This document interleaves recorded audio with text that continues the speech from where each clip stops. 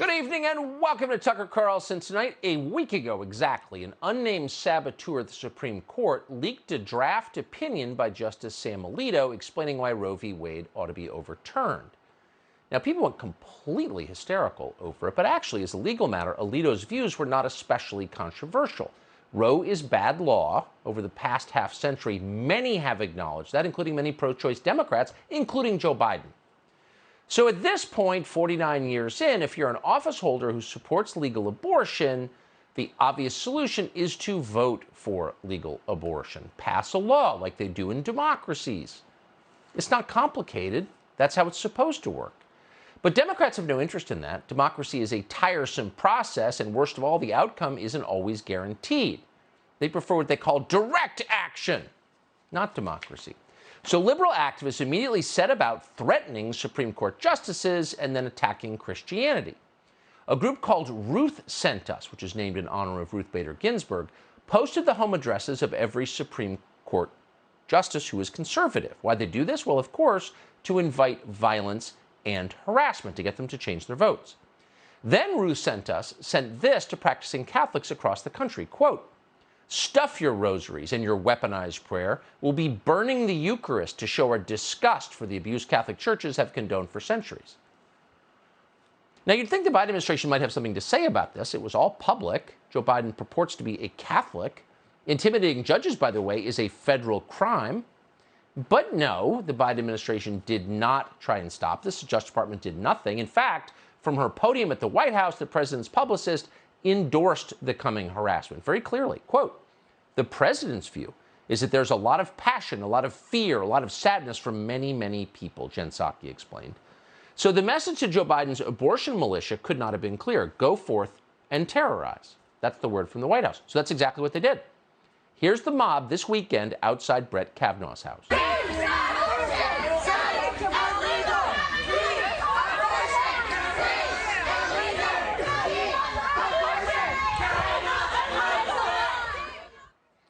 Brett Kavanaugh is a Supreme Court justice, but he's also a man and a husband and a father, as you just saw. He lives in a pretty normal neighborhood outside D.C., doesn't have a wall around the house, and more to the point, his two daughters are home. So imagine what it must have been like inside the house if you're Brett Kavanaugh or his wife or his daughters. The people outside didn't care. The woman who organized that protest outside Kavanaugh's house lives right down the street, apparently. She's a deeply unhappy individual called Lacey Wooten Holloway. Wooten Holloway brought the mob to Kavanaugh's house for a very specific reason, not because she was angry, which she is, but because she wants Brett Kavanaugh to change his views and support Roe v. Wade. She was intimidating a federal judge, all of them were. And once again, that's a federal crime. It could not be clearer. And yet, Lacey Wooten Holloway, who bragged about organizing this, was not arrested. She wasn't even scolded. Instead, she was rewarded. Lacey Wooten Holloway got a glowing profile in the Washington Post. So once again, in effect, our leaders in Washington sent a very clear message to the mob, as they did for BLM. Do what you want. We're on your side. It's not like you're insurrectionists. So the mob did. Look what the mob did to this Christian counseling center in Wisconsin over the weekend. If abortions aren't safe, then you aren't either. That's just part of the message outside Wisconsin Family Action here, and it continues inside the building. What you're seeing around me right now, this isn't the answer to anything. Also written in debris and glass in her office. Wisconsin Family Action President Julian Appling says the message is clear. It's precipitated by the leaked Supreme Court opinion, right? I mean, it's obvious. Madison police say it appears someone threw a Molotov cocktail inside the building. You're not safe. Now, the Christian Counseling Center had nothing to do with Samuel Alito's opinion, of course. The Christian Counseling Center only talks to women who are pregnant and aren't sure what to do next. They don't make money doing it. They're not Planned Parenthood. They're not getting rich by giving gender-altering chemicals to your kids or committing abortion. No, they're just talking to girls who are confused and upset. Some of those girls wind up having abortions anyway, but the people at the Christian Counseling Center are trying their best to do their duty. They're not doing anything aggressive at all. But because their views are repugnant to the left, their building was firebombed. You're not safe, said the firebombers. Apparently they aren't. So how did the media cover this? Well, here's Politico, which is not even a news organization anymore. Here's how they describe this firebombing. Quote, "A fire broke out Sunday at the office of an anti-abortion group in Madison, Wisconsin." Oh, a fire broke out. Really?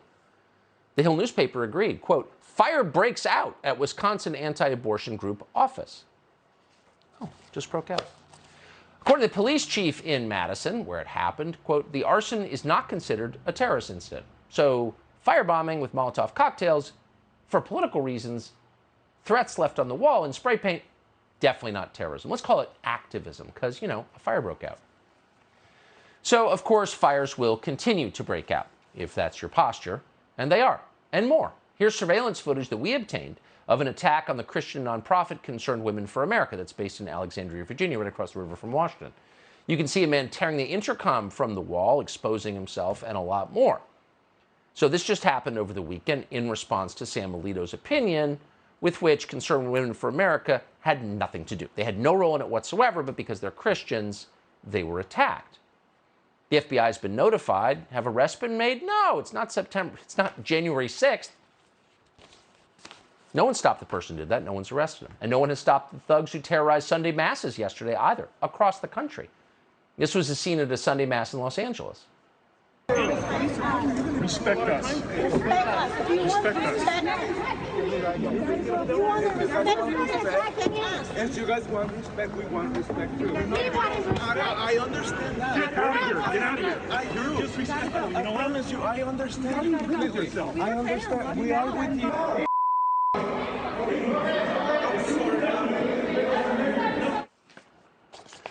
So, among other things, sincerely religious people are a reviled minority at this point in the United States, and the Biden administration has made it its job, its self-described job, to protect unpopular minority groups. There's also, by the way, a federal law that makes intimidating churchgoers illegal. It's 18 U.S.C. 247, for the record. But the Biden administration has no interest in protecting this particular reviled minority. They're ignoring the whole thing. That means that churches now need armed guards to protect themselves, but those guards are also now being targeted. Watch. Pay you to take care of people! We pay you to take care of pieces of You never do it! You never let me know what are you gonna do? Shoot us shit to the wall! That's not what they shoot us! I shut up, you Don't you dare tell me I'm embarrassing! So you'd think that churches in Texas would be safe. After all, it's Texas. But no. St. Bartholomew Catholic Church in Katy, Texas, now reports that the tabernacle was just stolen last night. Again, likely in response to the Alito opinion. And this was a scene outside the Basilica of St. Patrick's, Old Cathedral in New York City on Saturday. Watch. Not the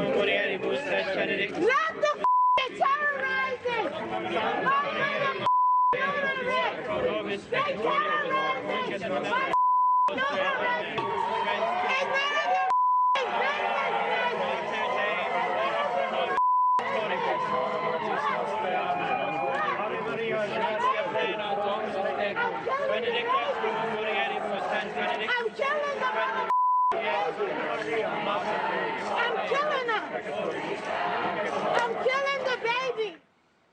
I'm killing the baby. Could you get away with that outside any other religious center, any other group of worshipers? Probably not. We wouldn't support it. So maybe you're starting to think this isn't actually about Roe. Maybe it's about something more than that. Maybe it's about something much darker than that.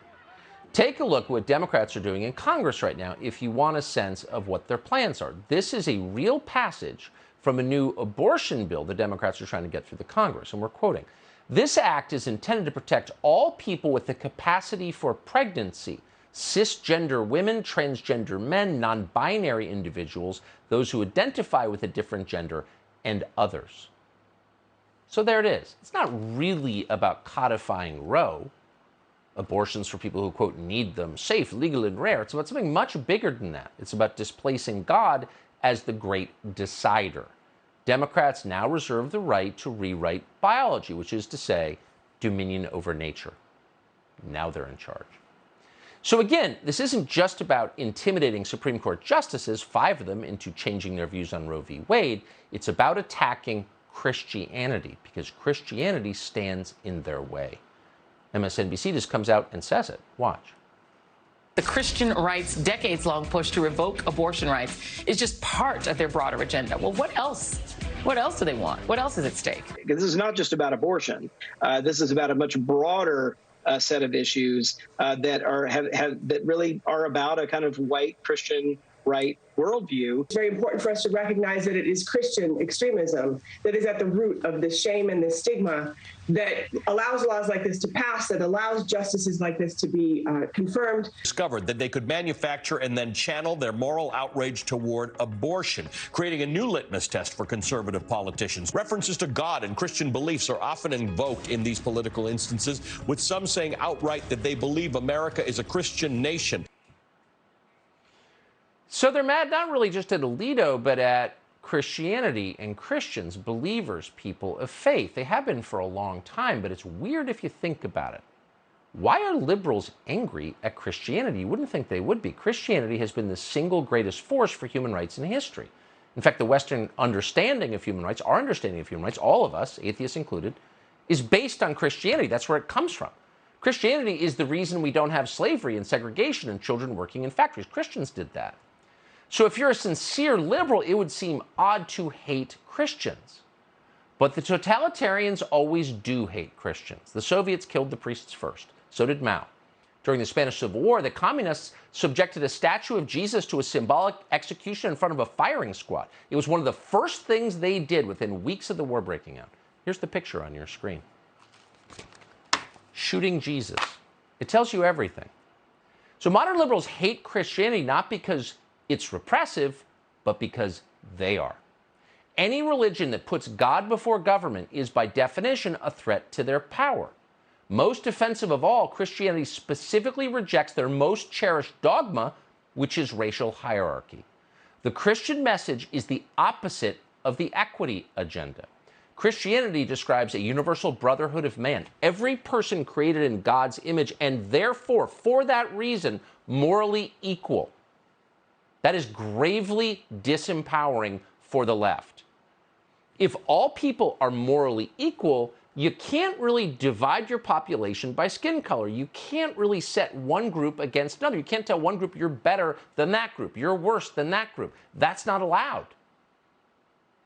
So in order to allow it, you have to erase Christianity. And they've been working on it for a long time. Ever notice how they call Martin Luther King doctor but not reverend? King was not a physician, he was a Christian preacher. They'd like you to forget that. Undermining Christianity is the central project of the left, because it stands in their way. As dozens of churches burned across Canada last summer, the country's Prime Minister, Justin Trudeau, refused to condemn the fire bombings. He called them, quote, understandable. Then the head of Canada's ACLU effectively endorsed the fire bombings. Burn it all down, she wrote. And now we're seeing it happen here, as we knew it would. Subscribe to the Fox News YouTube channel to catch our nightly opens, stories that are changing the world and changing your life. From Tucker Carlson Tonight.